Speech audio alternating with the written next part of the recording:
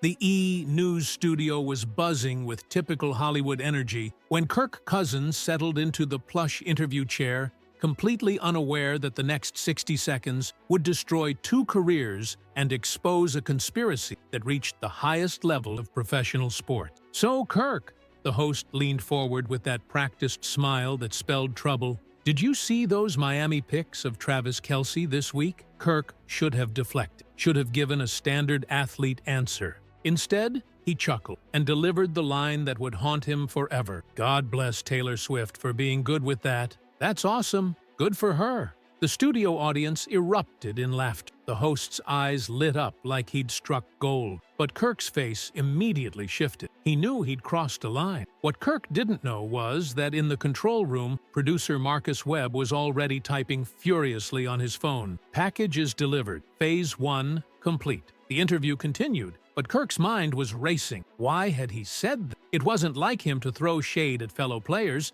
especially Travis Kelce, who'd never done anything to him personally. Within 20 minutes, the clip was edited and uploaded to every social platform imagined. The headlines were brutal. "Kirk Cousins humiliates Travis Kelce live, takes shot at Taylor too." NFL quarterback crosses the line with savage comment. Cousins just ended his career with one sentence. But what happened next was even stranger. Kirk's phone started buzzing immediate. Text after text, but not from who he expected. Instead of angry messages from his agent or team management, he was getting congratulations. Unknown numbers were messaging him. Perfect delivery. Phase 1 complete. The package was received. Await further instructions. You did exactly what we needed. Travis won't know what hit him. Kirk stared at his phone in horror. What the hell was happening? He tried calling his agent, but straight to voicemail. His publicist wasn't answering. Even his wife's phone was going directly to voicemail. Then his phone rang. Unknown number. "Hello? Kirk Cousins?" The voice was digitally altered, like something from a thriller movie. "Who is this?" "Someone who's been planning this moment for a very long time. Check your bank account." Kirk hung up immediately, but curiosity got the better of him. He opened his banking app and nearly dropped his phone. $2.5 million had been deposited into his account 3 hours. The memo line read, "Performance bonus, Phase 1 complete." His blood ran cold. Someone had paid him $2.5 million for embarrassing Travis Kelce, and he had no idea who or why. But the truly terrifying part? He was starting to remember fragments of a conversation he'd had 3 weeks ago. A conversation he'd completely forgotten until this moment. A man in a coffee shop, a casual chat about football, questions about Travis Kelce that seemed innocent at the time. And then, nothing. Like someone had erased parts of his memory. Kirk's phone buzzed with another text from an unknown number. "Don't try to warn him. Don't try to call anyone. Travis Kelce's response tomorrow will determine whether you keep that money or whether everyone finds out what else you've done that you can't remember." Kirk's hands were shaking as he read the message again. What else had he done? What couldn't he remember? And what did they want with Travis Kelce? As Kirk sat in his hotel room, staring at $5 million he never earned, one thought terrified him more than anything else. If they could make him forget a conversation, what else had they made him forget? The answer to that question would either save Travis Kelce's life or destroy them both. Travis Kelce was in his Kansas City home gym when Jason called, his voice tight with concern. "Bro, you need to see this Kirk Cousins thing. It's everywhere." "What Kirk Cousins thing?" Travis paused his workout, wiping sweat from his forehead. "Just watch it. I'm sending you the link now." Travis opened the video, expecting some typical NFL drama. Instead, he watched Kirk make a comment that felt weirdly personal and completely out of character. "God bless Taylor Swift for being good with that." Travis replayed it 3 times. Something was wrong. Kirk's delivery was off, like he was reading from a script he didn't understand. His phone started exploding with notifications. Twitter was going insane. Instagram comments were flooding in. But Travis wasn't focused on the social media storm. He was focused on Kirk's eyes in that video. There was confusion there, fear even. Travis had known Kirk since college. They weren't best friends, but they'd always been respectful. This comment made no sense, unless Kirk wasn't in control when he said it. That's when Travis noticed something else. In the background of the E! News studio, barely visible over Kirk's shoulder, was a man in a dark suit. A man Travis had seen before, 3 weeks ago. At a charity event in Los Angeles, the man had approached Travis during a break, asking seemingly innocent questions about his relationship with Taylor, his future plans, his vulnerabilities. Travis had thought nothing of it at the time. Celebrities got approached by strange people constantly. But now, seeing the same man in the studio background during Kirk's interview, Travis felt ice in his vein. His phone rang. Unknown number. Travis Kelce. Who's asking? Someone who knows you're asking the right question. Meet me at Union Station in 30 minutes. Come alone. Your friend Kirk's life depends on it. The line went dead. Travis stared at his phone. Every instinct told him this was a trap. But the fear in Kirk's eyes during that interview had been real. 25 minutes later, Travis was walking through Union Station, scanning the crowd for anyone who looked out of place. That's when he spotted her, a woman in her 50s, sitting alone at a coffee table, nervously checking her phone. "You called me," Travis said, approaching carefully. She looked up, relief flooding her face. "Thank God you came. My name is Dr. Sarah Chen. I'm a neuroscientist, and I think I know what happened to your friend." "What are you talking about?" "Sit down, please. We don't have much time." Travis sat, every muscle tense. "Talk. 3 months ago, I was approached by a private research company. They wanted to hire me to develop a new kind of therapy, targeted memory modification, the ability to suppress specific memory and implant behavioral trigger." Travis felt the blood drain from his face. "That's science fiction." "I wish it was. The technology exists.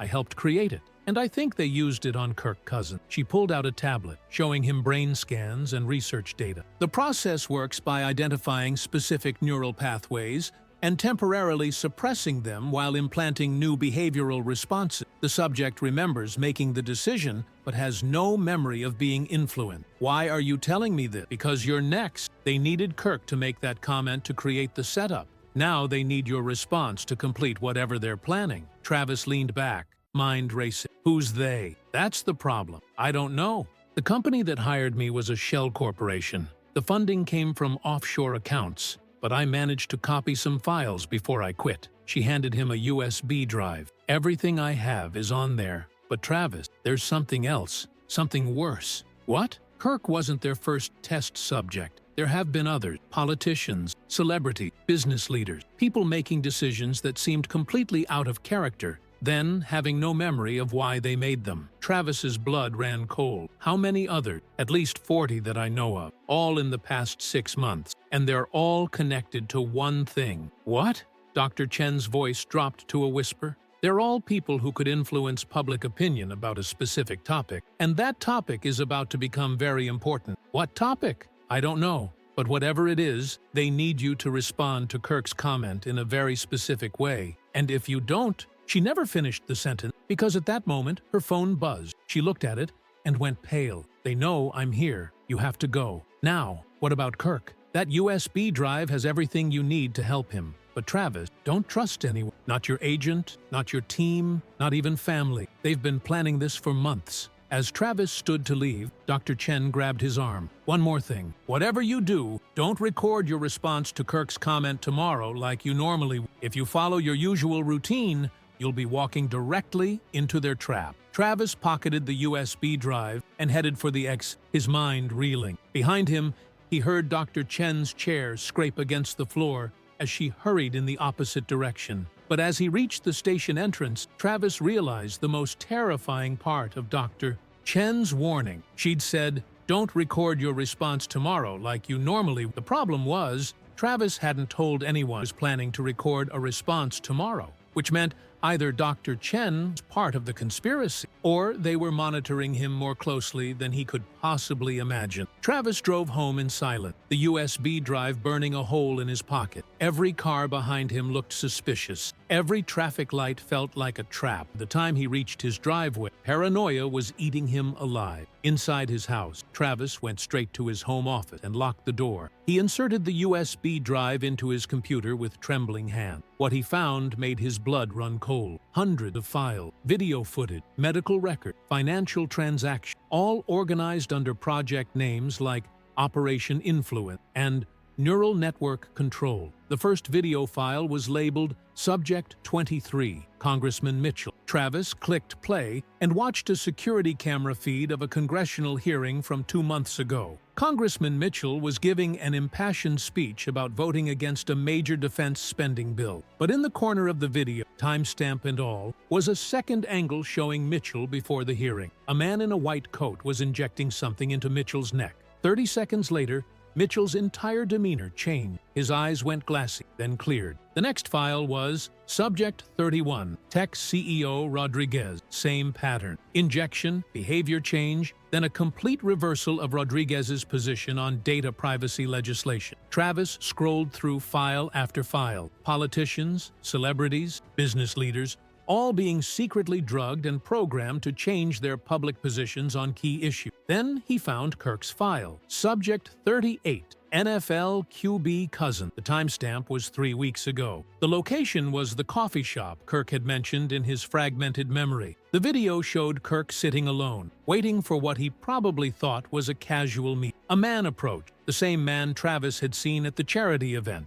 and in the E! News studio background. They talked for 5 minutes. Then the man briefly touched Kirk's shoulder. Kirk's eyes went vacant for exactly 10 seconds, then cleared. But the truly horrifying part was the audio. Travis could hear their conversation. "Kirk, in 3 weeks, you'll be on E! News. When they ask about Travis Kelce, you'll make a comment about Taylor Swift being good with that. You'll think it's your own idea. Just friendly banter. Travis Kelce, Taylor Swift, good with that," Kirk repeated in a monotone voice. "You won't remember this conversation, but you'll remember feeling friendly toward Travis and wanting to make a harmless joke." Travis slammed his laptop shut. Naughty. Kirk hadn't chosen to embarrass. Kirk had been programmed. But why? What was the end game? His phone buzzed. Text from an unknown number. "Enjoying the show, Travis? Check your email. Your script is ready." Travis opened his email to find a detailed breakdown of exactly how he was supposed to respond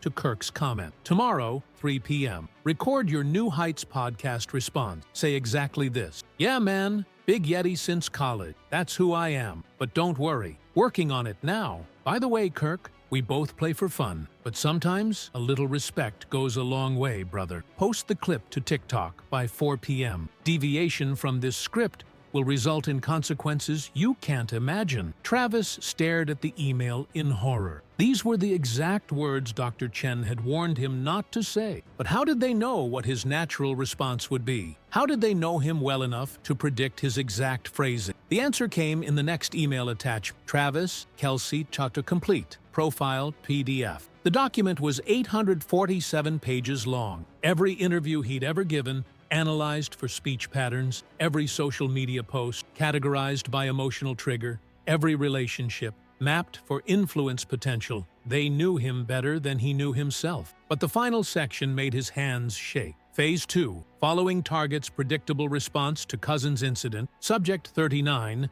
T. Swift, will be triggered during London concert on Thursday. Response will create international incident requiring target's immediate travel to London. During transatlantic flight, target will be accessed for Phase 3 implantation. They were going to drug Taylor, and they needed Travis on a specific flight to London to complete whatever they were really planning. Travis grabbed his phone to call Taylor, then stopped. The document had mentioned monitoring his communication. If he called to warn her, he might trigger Phase 2 early. Instead, he opened his laptop and started typing furious. If they wanted to play mind game, he'd give them a game they'd never forget. But first, he needed to find Kirk. Travis checked Kirk's social media for location clues. Kirk's latest Instagram story showed him at a Minneapolis hotel. The timestamp was 20 minutes ago. Travis booked the first flight to Minneapolis, but as he was packing, his phone rang. "Travis, it's Kirk." The voice was strained, terrified. "Kirk, where are you? Are you safe?"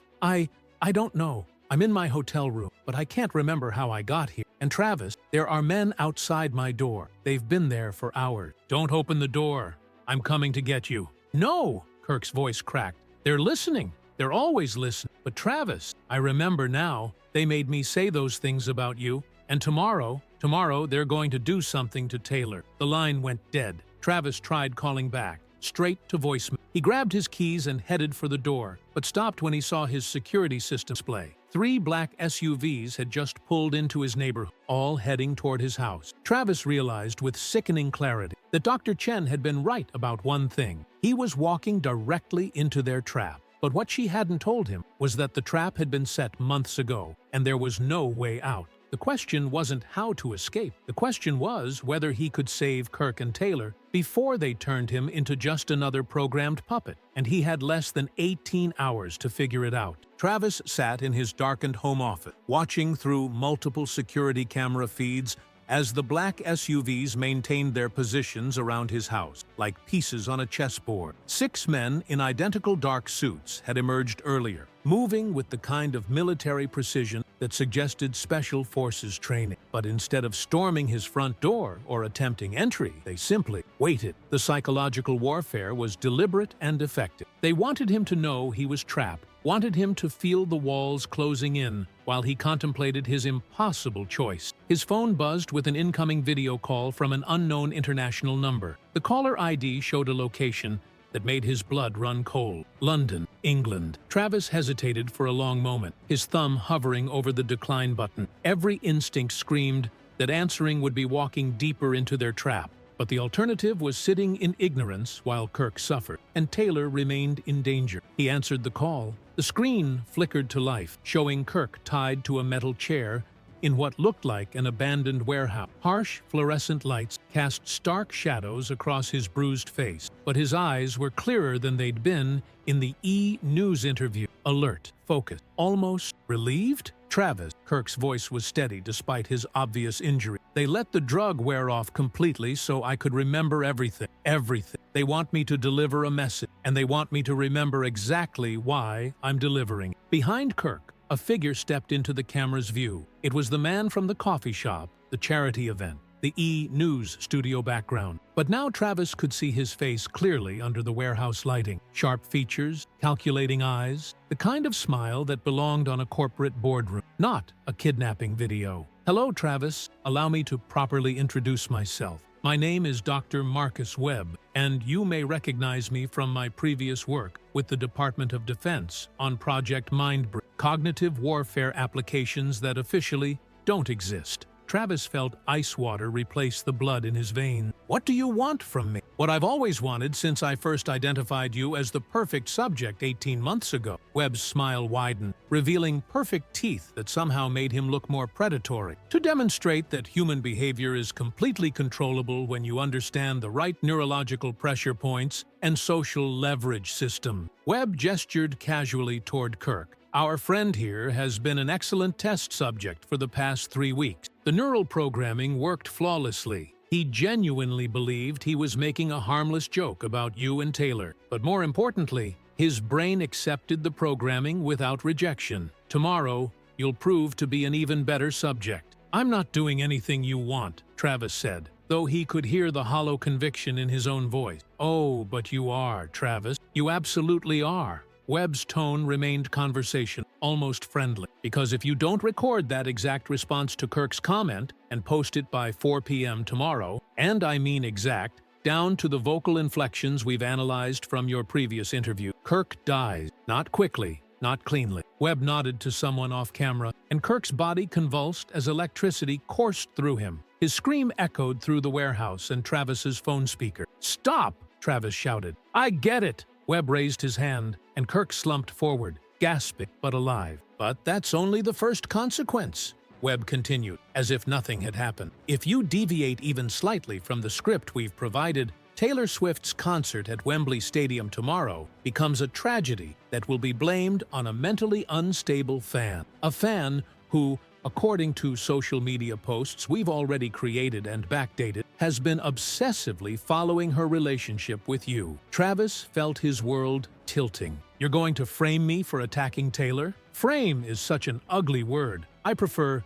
narrative construction." Webb pulled out a tablet and showed Travis a series of fake social media profiles. Meet Jonathan Davies, a 34-year-old construction worker from Manchester, obsessed with Taylor Swift, increasingly agitated about her relationship with an American football player he sees as unworthy. His posts show a clear pattern of deteriorating mental health over the past 6 months. The fake profiles were incredibly detailed. Photos, friends, years of posting history. Jonathan will attend tomorrow's concert with a weapon and very specific programming about what to do during the 7th song of her set. Of course, he'll have no memory of the program. He'll genuinely believe he's acting on his own violent impulse. You're insane. I'm thorough, Webb corrected. This operation will accomplish multiple strategic objectives. Destroy your public image, create an international incident that justifies increased surveillance measures between the US and UK, and demonstrate to my various clients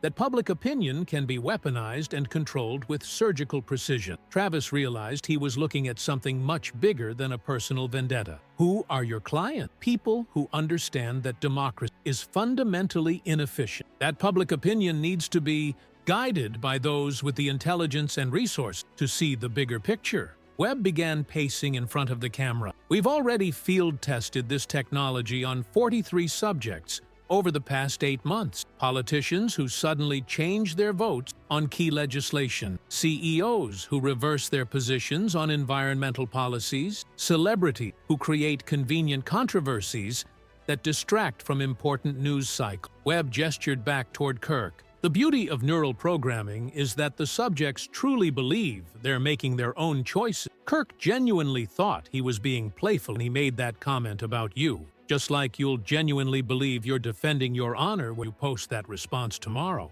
I'll expose you. I'll tell everyone what you're doing. With what evidence? Webb laughed genuinely. That USB drive Dr. Chen gave you? We've been feeding her carefully curated false information for months. She thinks she's a heroic whistleblower gathering proof of our crime. In reality, she's been our unwitting beta tester, helping us perfect our psychological manipulation techniques. Travis felt his world collapse entirely. Sarah Chen is working for you? Dr. Chen believes with every fiber of her being that she's saving the world from evil mind control technology. In reality, she's been our most valuable asset for testing our ability to manipulate even the people trying to stop us. Webb's expression turned almost pitying. Her warnings to you? Her dramatic revelations? All part of an extended psychological experiment to study how conspiracy theories can be used to control behavior. On screen, Kirk was struggling against his restraint, trying to speak despite the pain. Travis, don't listen to him completely. There's something he's not telling you about London. Webb nodded to his unseen assistant, and Kirk's words dissolved into screams as electricity hit him again, longer this time. Enough! Travis shouted, his hands shaking with rage and helplessness. What do you really want? What's the endgame here? Simple. Webb checked an expensive watch on his wrist. Tomorrow at 4 p.m. you post the scripted response we've provided. Thursday morning, you fly to London on British Airways Flight 217. First-class ticket, seat 2A, already purchased under your name with your credit card. During that 8-hour flight, you'll receive the same neural programming as Kirk, administered through what you'll believe is airline food. And if I don't cooperate, Kirk dies slowly and publicly. We'll live stream it and claim he was killed by rival football fans. Taylor's concert becomes a massacre that traumatizes millions of her young fans worldwide. And you'll be blamed for both tragedies because your increasingly erratic behavior will be cited as the triggering factor. Webb leaned closer to the camera, his face filling the screen. But here's the truly beautiful part of our plan, Travis. Your scripted response to Kirk's comment will be analyzed by AI systems across every major social media platform. The language patterns will be flagged as aggressive and threatened. By Thursday morning, the narrative of your deteriorating mental state will already be established in the public consciousness. You've been planning this for months, 18 months actually, since we first identified you as having the perfect combination of public influence, personal vulnerabilities, and neural plasticity for our purposes. The screen went black without warning. Travis sat in his darkened office, completely surrounded by enemies outside, and betrayed by the one person he'd thought was helping him inside. But as he reviewed everything Webb had revealed, one detail stuck out like a neon sign. Webb had been extremely specific about the flight number and seat assignment, almost like he was making absolutely sure Travis would remember those exact details. Travis opened his laptop and searched for British Airways Flight 217, London to Kansas City, departing Thursday morning. What he found made his hands shake uncontrollably. The flight didn't exist. British Airways had never operated a Flight 217 on that route. Webb had deliberately lied about something so basic and easily verifiable that it suggested either incredible arrogance or he was intentionally testing Travis's ability to spot deception and think independently under pressure. But if Webb was testing his critical thinking skill, that meant Travis wasn't just a victim in this psychological war. He was a player in a game whose rules he was only beginning to understand. And the real question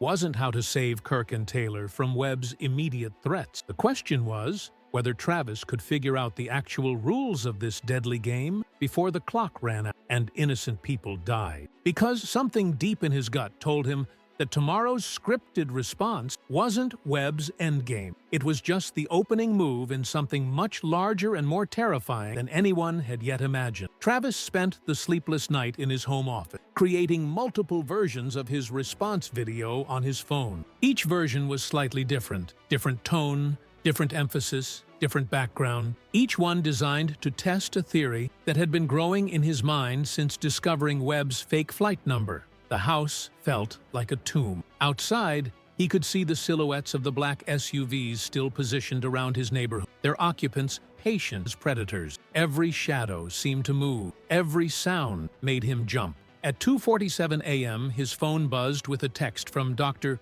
Sarah Chen. Travis, I know you think I betrayed you, but Webb is lying about everything. Meet me at Arrowhead Stadium, Section 117. Come alone. The truth about London will shock you more than you can imagine. Travis stared at the message, his thumb hovering over the delete button. Everything Webb had revealed suggested Chen was compromised, feeding him false information while believing she was saving the world. But something about this text felt different, desperate, raw, real. The timestamp bothered him too. 2:47 a.m. was oddly specific, almost like a code. Against every survival instinct screaming in his head, Travis grabbed his keys and slipped out through his basement, using an exit route he'd installed years ago for privacy from overzealous fans. The irony wasn't lost on him. Avoiding fans had prepared him to evade government mind control aid. The drive to Arrowhead Stadium took 23 minutes through empty Kansas City streets. Every traffic light felt like a checkpoint.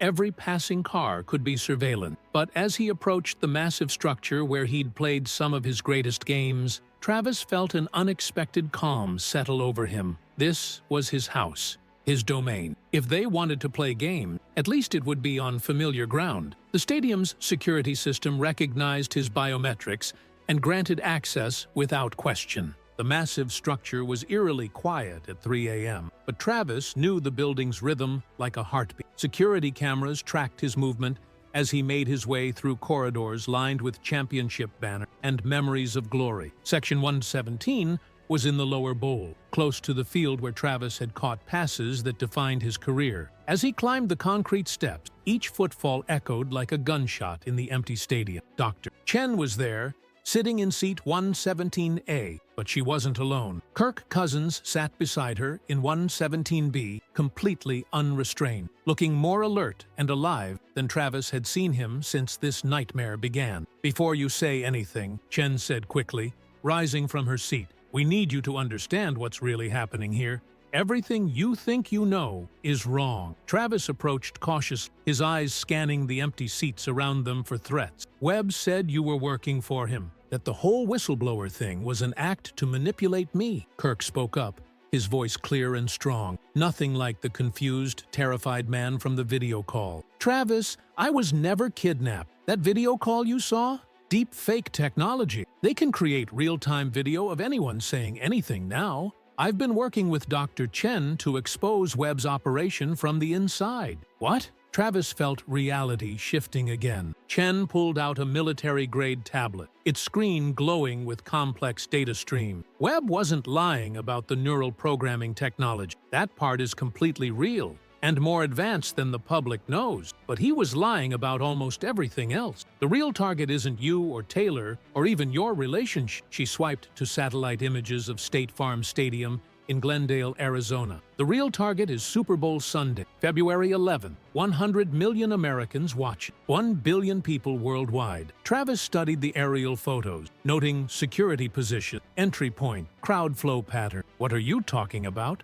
Kirk leaned forward, his expression deadly serious. Webb's been programming selected individuals for 8 months, Travis. Not randomly. Every single person he's targeted has direct connections to Super Bowl week. Active players, retired legends, celebrities performing at events, politicians attending parties, business leaders hosting gatherings, all people who will be in Arizona in 3 weeks. Chen swiped to a new screen showing a complex network diagram that looked like a spider web. Red dots represented programmed individuals, connected by lines showing their relationships and planned locations during Super Bowl week. The neural programming has a delayed activation feature. All 43 subjects will be triggered simultaneously during the halftime show. Imagine 43 programmed individuals, all acting out predetermined violent scenario at exactly the same time. Travis felt his blood turn to ice water. What kind of scenario? Mass chaos designed to look organic, Chen explained, zooming in on specific data points. Celebrity meltdowns that turn violent, political figures making inflammatory statements, business leaders creating financial panic, athletes starting fights, all happening simultaneously across multiple venues during the most watched event in American television. Kirk's voice dropped to a whisper. And the beautiful part of their plan? It won't look coordinated. It'll look like American society is spontaneously collapsing under pressure. Perfect justification for implementing permanent surveillance and population control measures. Travis absorbed the magnitude of what they were describing. But why target me specific? Why go through all this elaborate manipulation? Kirk smiled grimly, but there was no humor in it. Because you weren't the target, Travis. You were the bait. For who? Taylor, Chen said quietly, her fingers dancing across the tablet. He pulled up more files. Webb needed a way to guarantee Taylor Swift would be at the Super Bowl. Your relationship with her makes you the perfect lure. The plan was to program you first, then have you enthusiastically invite her to watch you play in what would be your comeback championship game. Travis felt pieces clicking together with sickening clarity. The halftime show would become ground zero for the largest mass programming event in human history, Chen finished. Taylor would be performing on stage when the chaos erupts. Her reaction, her terror, her confusion would be broadcast to 1 billion people. The psychological impact would be devastating. But even as Chen explained the conspiracy, something felt wrong to Travis. The pieces were too neat, the explanation too comprehensive, too convenient. How do I know you're telling me the truth now? Travis asked, stepping back slightly. How do I know this isn't just another layer of the manipulation? Maybe Webb is testing my ability to spot deception by feeding me increasingly complex lies. Chen and Kirk exchanged a loaded glance, the kind of look that passes between people who've rehearsed this moment. Because, Kirk said, standing slowly, we need you to do something that will prove we're on your side, something that goes against every instinct you have right now. What? We need you to post that scripted response to my comment, exactly as Webb demanded, word for word, tone for tone. Travis stared at them like they'd lost their mind. Are you absolutely insane? That's exactly what Webb wants me to do. The script contains a hidden signal, Chen explained, her fingers flying across the tablet screen, specific language patterns and vocal stress markers that will trigger an automatic response from Webb's monitoring system. When you post it, the signal will bounce through their network, and we'll be able to trace it back to his actual command center. She showed him a complex program running on her tablet, lines of code that meant nothing to Travis, but looked incredibly sophisticated. I've been working on this tracing algorithm for months. Your scripted response is the key that unlocks their entire network. And if you're wrong? If this is just another manipulation designed to get me to do exactly what Webb wants? Kirk met his eyes directly. Then we all go down together, brother. But Travis, we've been planning this counter-operation for 3 months, ever since I was first programmed, and Chen realized what was happening to people like us. Wait, Travis said, a new thought occurring to him. You remember being programmed? I thought the whole point was that subjects don't remember. The neural modification isn't permanent if you know what to look for, Kirk explained. Dr. Chen taught me techniques to restore my own memories, mental exercises, biochemical countermeasures, technological aids. That comment I made about you on E! News. I said it deliberately, knowing it would start this exact chain of events. Travis felt his worldview shifting like tectonic plate. So you were never really compromised. I was completely compromised for 48 hours, Kirk admitted. But I fought back using Dr. Chen's method. The programming breaks down if you resist it systematically. And now, we need you to trust us one more time. Chen turned her tablet toward Travis, showing real-time monitoring of communication networks across the country. Dozens of data streams flowed across the screen like digital rivers. The moment you post that response, we'll have approximately 30 minutes to shut down Webb's operation before his security protocols realize we've been inside their system. Travis looked at these two people who had either been manipulated into believing they were heroes or who actually were heroes risking everything to stop a conspiracy that threatened the foundation of free will in America. What happens if this actually works? Webb's entire network gets exposed and shut down, Chen said. All 43 programmed individuals get their memories restored using techniques I've developed. The Super Bowl becomes just a football game instead of a trigger for national catastrophe, and maybe we prevent the end of democracy as we know it. And if it doesn't work? Kirk met his eyes with the same intensity Travis had seen from teammates before crucial play. Then, we probably just signed our own death warrant. But at least we'll go down fighting instead of as programmed puppets. Travis pulled out his phone and opened TikTok, his fingers trembling slightly. The script Webb had given him was still there in his notes, waiting to be recorded. 28 words that could either save the country or destroy his life. Yeah, man. Big Yeti since college. That's who I am. But don't worry. Working on it now.